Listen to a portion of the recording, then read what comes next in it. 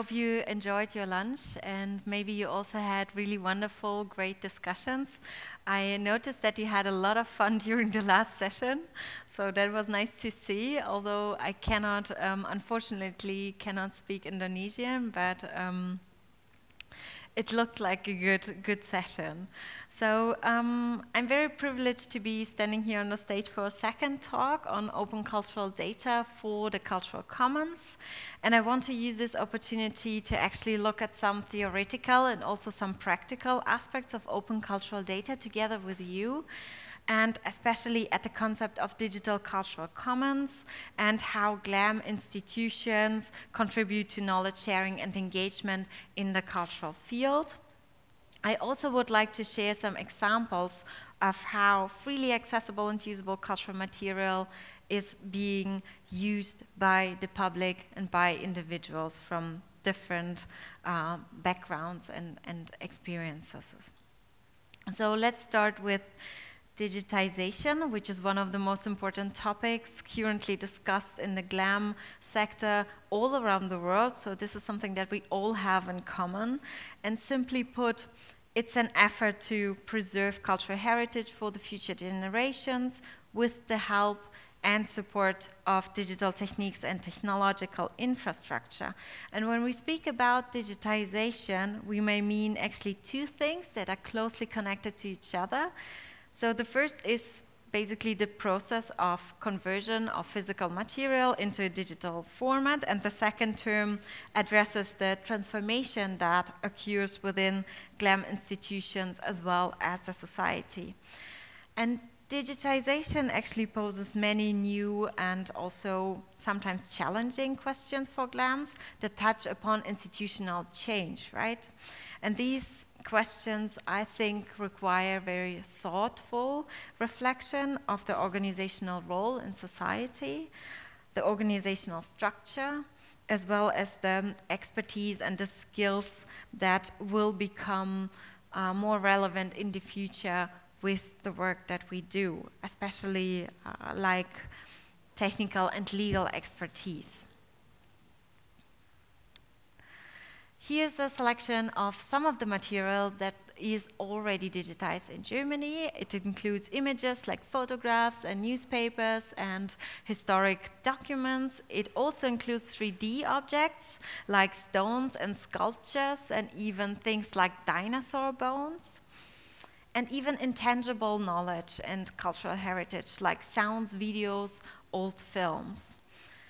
If we look at this variety, very small variety, that is represented here in this selection, we notice that cultural heritage material cannot be found in just one institution or one sector, right?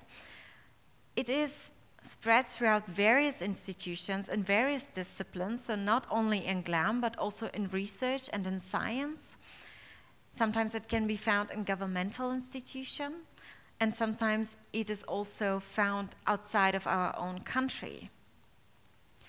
Currently, we can observe several transformation processes that are driven by technological, social, and also political developments and changes in society. And I believe that these developments here, this is just a selection, but I believe that these developments here will affect how GLAM institutions function and how they think and how they work. So first, we can observe that our private life is increasingly taking place online. So we connect, we meet, we discuss topics that are relevant for us online, on social media, and on other different digital platforms. We don't necessarily need to leave the comfort of our own home for entertainment, for leisure, and also for learning. And second, we can observe that people use various ways and different devices to connect online. And these devices can be considered as different tools to explore and to interact with the digital environment.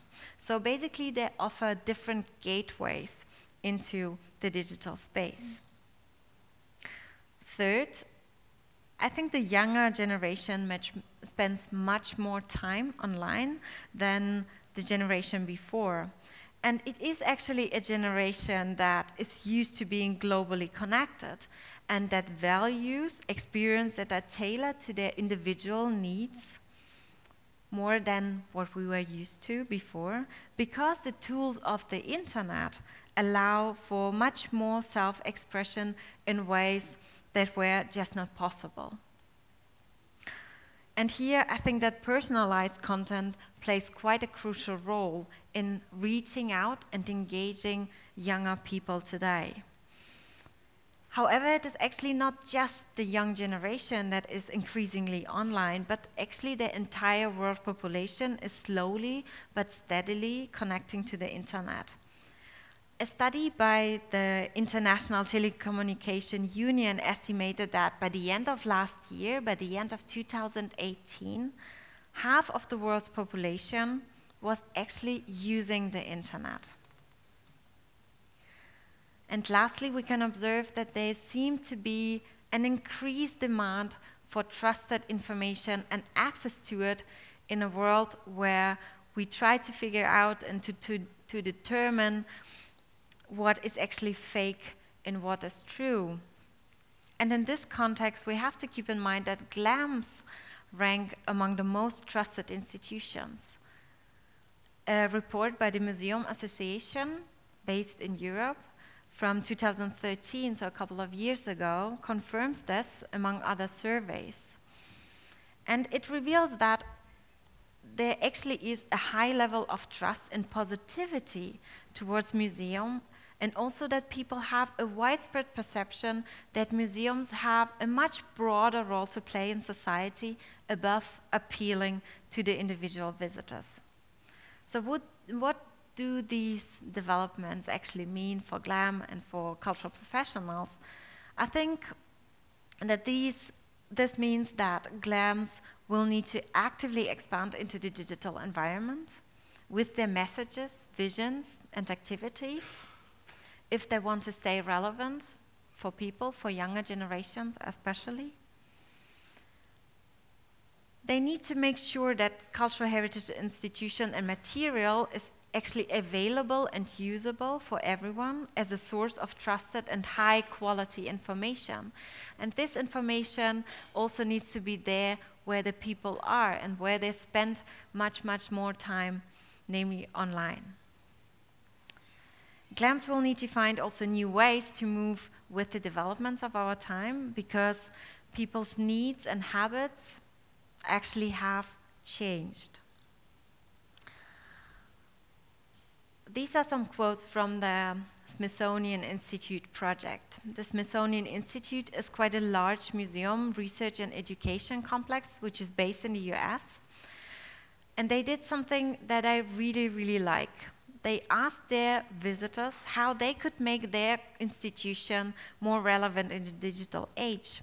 They wanted to know and to understand what people expect from them and how they wanted to be engaged in their work. And here are two quotes from the many that the Smithsonian Institute received. And I can only encourage you to do a similar survey and a similar small project within your institution and among your community. So one person said, "For the online Smithsonian Museum, what I think will be very great and helpful would be a 360-degree viewing of all artifacts and documents that the viewers can access, whether it's for research papers or personal reference or just for the curiosity's sake." And another person said, "To provide content that we can take and reuse and maybe mix into our videos using a Creative Commons license or something like that, so that we can have fun and use it, and so that it's owned by everyone." We see here that people want to be closer connected to the work that the institutions are doing, and they actually value the work. They want to reuse digitized material, no matter for what purpose, for personal purposes, for research and study, or just for fun. And most importantly, they think that cultural heritage should be owned by everyone. how people use the web and its resources is very different, of course, than how we are used to use physical resources.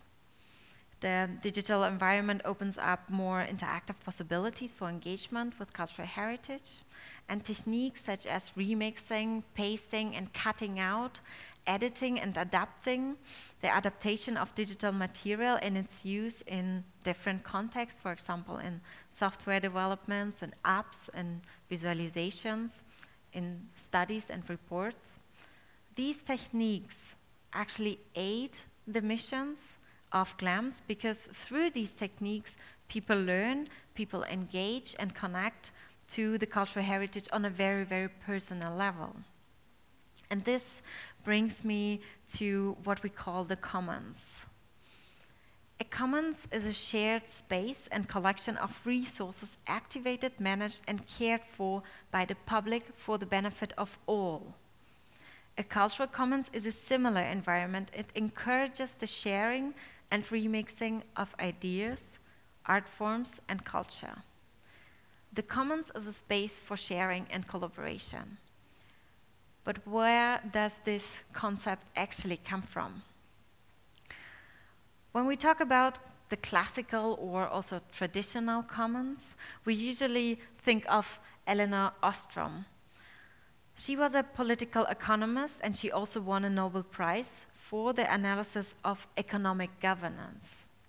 She basically studied how local communities manage and use limited resources like grazing fields, forests, and rivers without exploiting them, and without the intervention and without regulations by the state and by the market. She argued that people manage these resources successfully through collaboration and by establishing a sense of responsibility for the resources. Because, of course, natural resources are limited, people establish quite a complex system of rules and regulations that then define who, when, and how people may access this resource. Now, new emerging commons center around digital resources like knowledge and information that is found online. The open source ecosystem, for example, can be considered a digital commons, just like the world's largest online encyclopedia, Wikipedia, that we all use. Here, rules and regulations also exist, and if you think about, for example, copyright laws, but also code of conduct that communities adopt for themselves and that regulate certain behavior and what is acceptable. The difference between the traditional commons and the digital commons is that, of course, digital resources are not limited resources. And the more people actually use, enrich, and share these resources, the more valuable it becomes for everyone.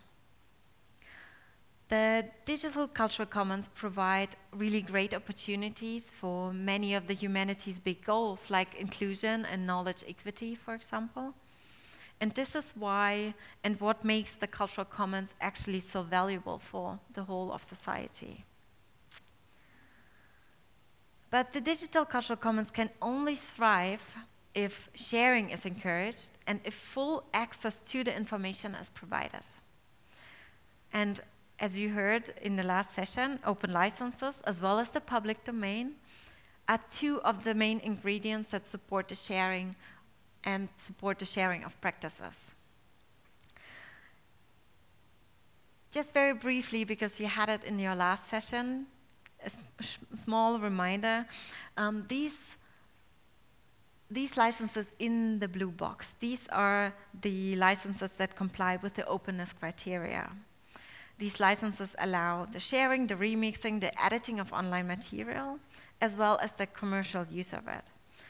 And this little license at the bottom is quite a special one because none of the conditions like share, like, or attribution actually apply. This license is frequently used and applied to metadata and also to images. What is the public domain? We use this term to refer to materials that are not protected by intellectual property laws, such as copyright, for example. And the other very important thing, this material belongs actually to all of us, to the public, so nobody actually owns it. And if you think about it, we actually use materials that are in the public domain on a very daily basis without even noticing it. For example, numbers and the alphabet that are part of the public domain, and so are many works of art. I can really recommend you this beautiful website called the Public Domain Review. It is actually run by a small team of volunteers who is curating treasures of the public domain so that other people can discover them and use them for whatever they want to make. And this is material that is provided by the cultural heritage sector. You can find books and images and essays and videos and old films on their website. So I can really encourage you to have a look. For example, you can find a series of futuristic pictures by various French artists at the end of the 19th century. And this image actually depicts the world as people imagined it to be like back then in the very distant year of 2000. And these electric scrubbing machines actually come somewhat close to our robotic vacuum cleaners that some people use today, right? Like that one. Just that ours are a bit smaller, but you also need to have like this human being to give it a push into the right direction sometimes, right? So it is a little bit similar to that. We can also find interesting books with a series of photographs that are also part of the public domain, like that one over here. This book is from the year 1917, titled Physical Training for Businessmen, written by the American author Harry Irving Hancock. I've never heard about them before, so maybe don't feel bad if you didn't either. And this book's premise is that a certain quality of physical presence, such as impressive carriage and appearance, are essential to those who would succeed in the business world. So if you're looking for inspiration, if you want to be a successful business owner, please have a look at this book. Let's have a look at the different ways how GLAMs actually help to enrich the digital cultural commons and how they do that in practice. I'd like to show you some examples in these 4 areas. And of course, this is not an exhaustive list, so there's much, much more that GLAMs are actually working on and doing in practice. GLAMs contribute to the commons by opening up their collections and opening up their digitized materials to the public. This is an example from the Rijksmuseum in Amsterdam that released its entire collection, including all the data that they have, under an open license. Individuals can now discover and browse through the entire collection. However, of course, opening up the collection is really just the first step. It's a huge step, but it is actually one of the first steps that you need to make. The second is to raise awareness for what you have, for the work that you are actually doing, and for the things that you are doing actually very well. And then you need to make sure that people get engaged. GLAMs do that in various ways to engage people with online content. This is an example from the Rijksmuseum. They also launched the so-called Rijksstudio. It is a place that encourages people to curate their own favorite works of art and their own masterpieces. And people do use this tool to create really fun things, like collections of cats found in medieval paintings, or collections of birds and flowers, or collections of dresses and hats. And also, for example, collections of beards and mustaches, as you can see here. So the beards that men were wearing and that you can find on the paintings. Another way of engagement and awareness raising for digital cultural materials are online and physical events. And this is one example from Europeana. Europeana is a European portal for openly licensed cultural heritage material and data, which is provided by many of the GLAM's institutions in the region. They organized a so-called Give It Up competition, where people were encouraged to create new, fun, and unique artworks from digitized cultural heritage material. Everyone from every continent was invited to submit a GIF, an animated image, video, or text online.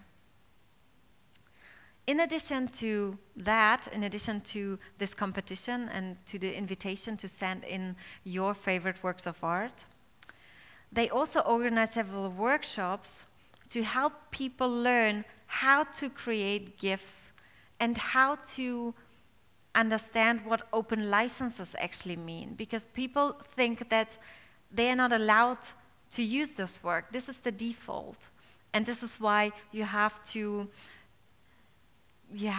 kind of encourage people to learn about these new ways of sharing. GLAMs also contribute to the Cultural Commons by providing digital infrastructure to access their data and collection.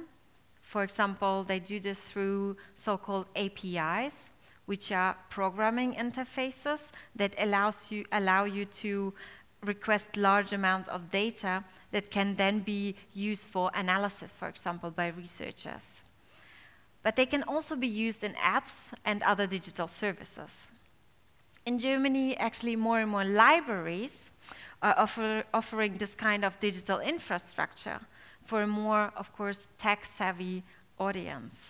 But physical space plays quite a big role in fostering and supporting this cultural commons as well.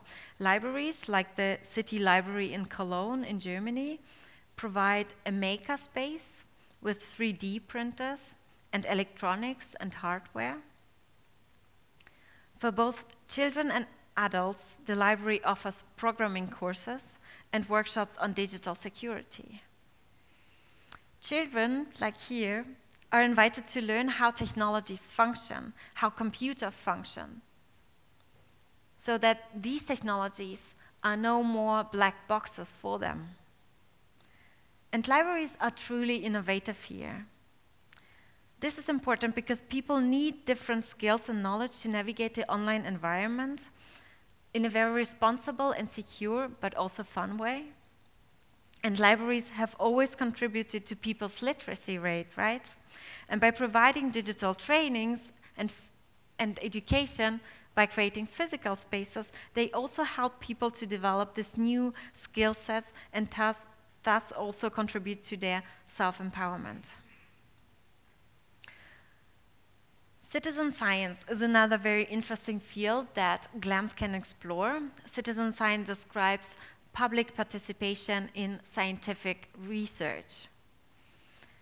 This approach is based on the idea that many people, or the crowd, can help to contribute to a solution and endeavor with their expertise and knowledge, and also their time, which is precious, right? Because not many GLAMs actually have a lot of time to try out these new things. So they rely on the outside public as well.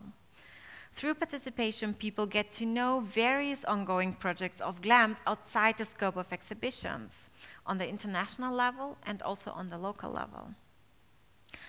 And here's one example that is listed in the so-called Bürger schaffen Wissen portal. It's a website that shows various citizen science projects and encourages people to participate. And you can also, as a person, you can contact the institutions directly, which is of huge value. This project here is organized by the State Archive in Baden-Württemberg, which is in the south of Germany. A part of their archival collection includes about 3,600 historical maps and aerial photographs, but they do not have a geographical reference. As part of the project, people were asked to help with referencing of these materials. to study this development of cities and local places based on these maps. This geographical reference is especially useful. With it, scientists can, for example, compare aerial maps from similar regions and use it in their further research. Researchers, as well as history enthusiasts, will benefit then from this wide selection of maps made available and also from the collectively gathered data. I think that crowdsourcing is actually quite a fantastic way to enrich metadata of cultural material. Also, the crowd can help to spot mistakes in the data sets and help correct them, because we're always only people, right? And we do make mistakes. The more we are looking into linking existing information, the more we will need to seek out new forms of cooperation to include different expertise that is needed more and more inside the institutions. Over the past years in Germany, many GLAMs have started to open up their collection and data to the public. But this was not part of a long-term goal or a roadmap. It was rather spontaneous. Today, GLAMs like the Museum for Arts and Trade in Hamburg include principles of openness in their digital strategies. This is a strategy paper published by the museum, and it's a paper where the staff actually reflects upon their role and responsibilities in the digital age. And for the museum, principles like social inclusion, participation, and openness play a huge role in regard to how they communicate and engage with the public today, but also in the future. This paper is available online under an open license for everyone to reflect upon. It's unfortunately in German, but what happened was that actually many other museum professionals referred to this paper and used it and read it as the basis for their internal strategic discussions. So sharing, again, really helps everyone. What's more is that I think that this paper, including all the reflection mentioned in there, is really a wonderful sign and a commitment to the public that your museum made available here. Now you may think, of course, there are so many different things that GLAMs can actually do and explore, but will this whole effort be of use to anyone? And will the material be actually helpful for somebody? How will people use these images and data, and what else is there to gain for you? Several years ago, my team and I actually wanted to explore exactly that question because it was new for us too. And this is why we founded Coding Da Vinci, the Open Cultural Data Hackathon.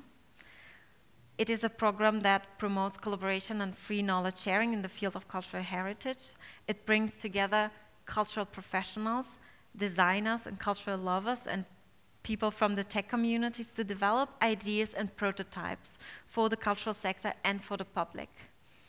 As of today, over 140 cultural heritage institutions from all around Germany released parts of their digitized collection as open cultural data. And the Coding Da Vinci family is actually growing, so we have now local communities where volunteers and GLAMs are working together and organizing their own regional events to focus on the local cultural heritage.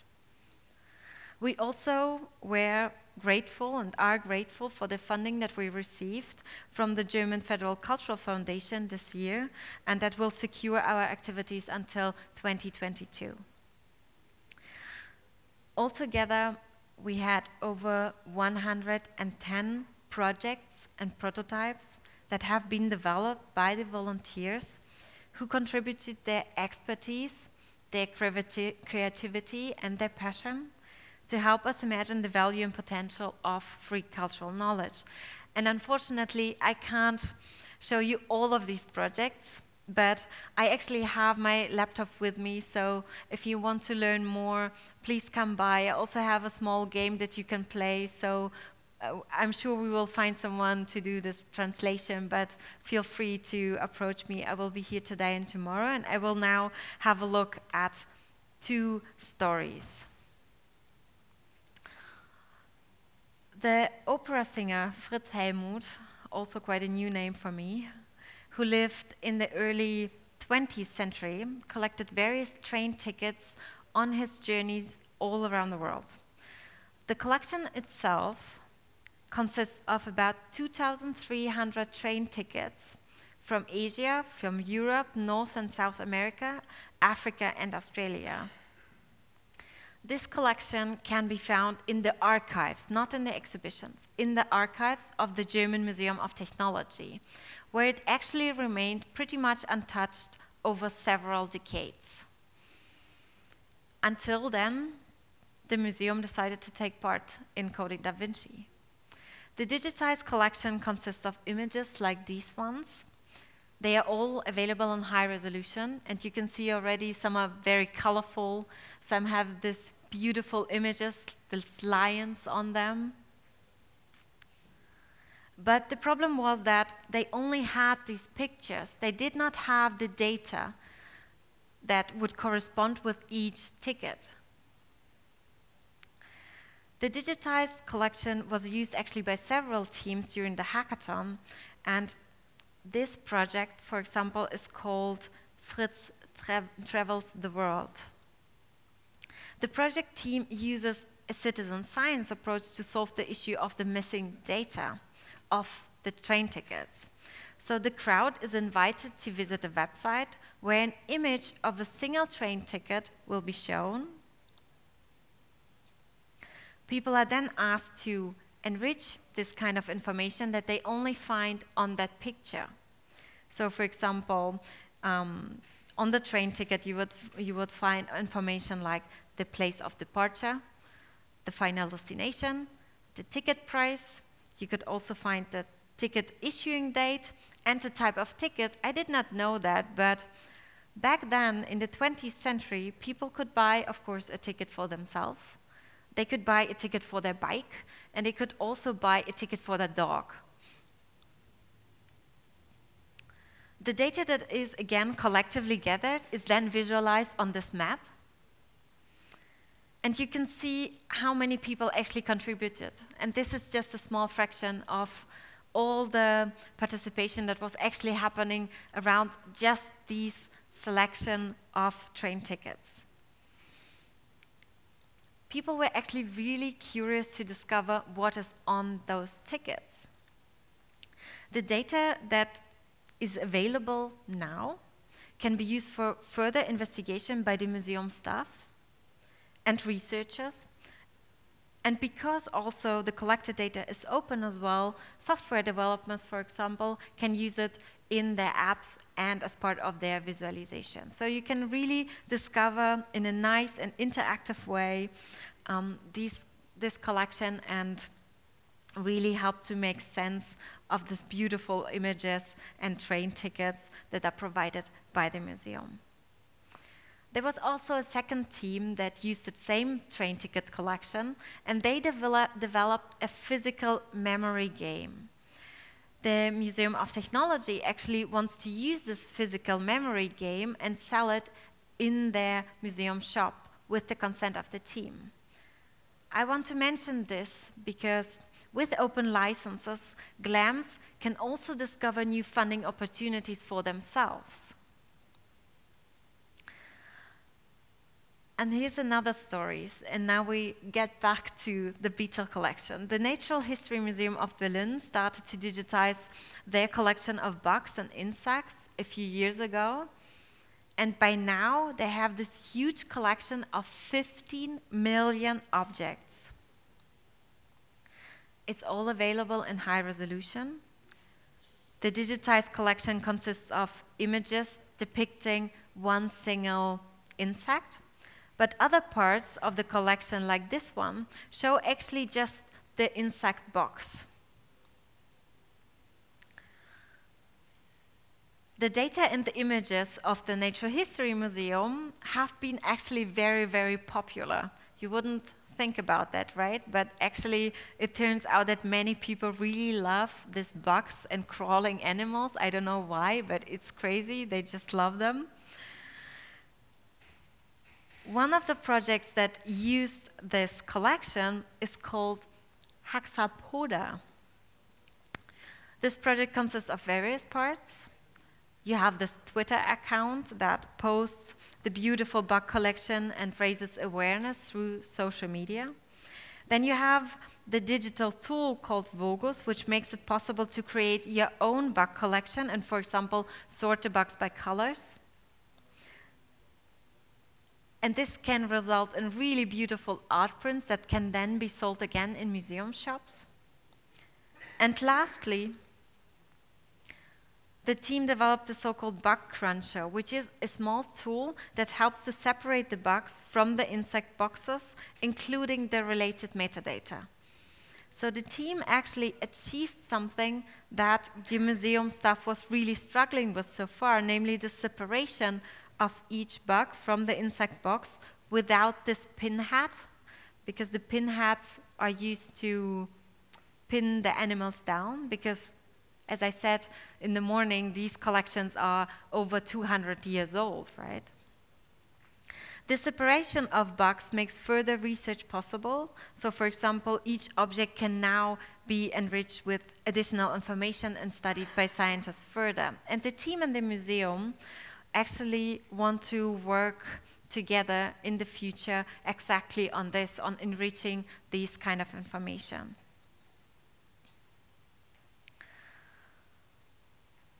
Working in the big open and releasing collections under an open license may seem scary at first because, of course, of the uncertainty that we suddenly have to face.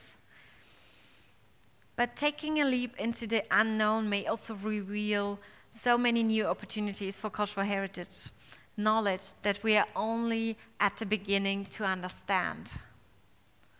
And I can only encourage you to be bold and to be brave and to discover what openness can mean for you, your work, and your communities. You can start small and take your time to gain first experience with these new audiences, with these new techniques. You could, for example, start with identifying public domain works that are part of your collection and release those. But please always remember that you don't have to do it all on your own, because making cultural heritage accessible and usable is really a collective task. So collaboration is key if we want to enrich the cultural commons. Connect to people and communities who are active in regard to free knowledge and in regard to sharing. They can help you, they can provide arguments, they can tell you if your data has good quality and if it is suitable for use in various devices and applications. They can also connect you to communities and professionals that are relevant for you and your work. And I actually think that you have a very, very great community right here. All the technologists, the designers, the Wikipedians, the cultural enthusiasts, and free knowledge practitioners who actually want to work with you on this very, very great missions that you as an organization set for yourself. I can encourage you to really use this opportunity. Thank you.